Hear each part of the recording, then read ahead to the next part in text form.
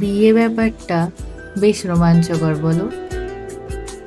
কখনো ভালো লাগা, কখনো রাগ করা, কখনো ভালোবাসা, কখনো ঝগড়া করা, কখনো দুঃখ, কখনো সুখ, বেশ মিলিয়ে ঝুলিয়ে কিন্তু একটা ফিলিংস, যেটা তোমাকে কখনোই বোর হতে দেবে না জীবনে, তাই না?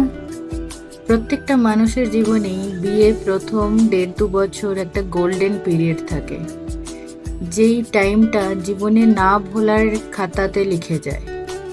সেই টাইমটাতে একটা অচেনা অজানা মানুষ থেকে সবচেয়ে প্রিয় মানুষে পরিণত হওয়ার পুরো জার্নিটা ওই টাইমের মধ্যে হয়।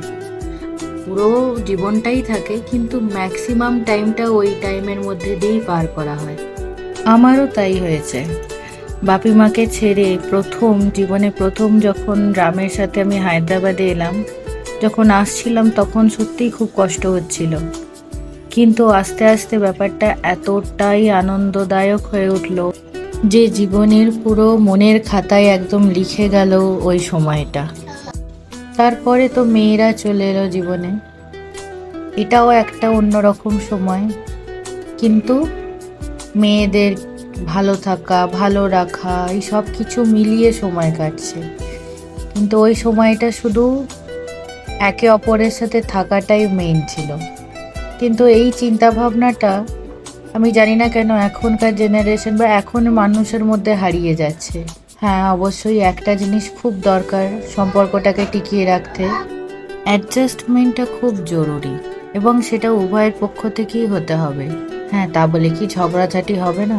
নিশ্চয়ই হবে। আমাদের তো প্রচুর ঝগড়া হয়, কিন্তু আবার সঙ্গে সঙ্গে মিটিয়েও যায়।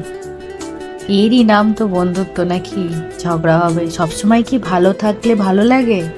কখনো কখনো খারাপও থাকতে হয়, তবে না জীবনে একটা রোমাঞ্চকর ব্যাপার আসবে, বোরিংনেসটা থাকবে না। আমার তো মনে হয় বিয়ে জিনিসটা তোমাকে বোর হতে দেবে না, ঠিক তাই না?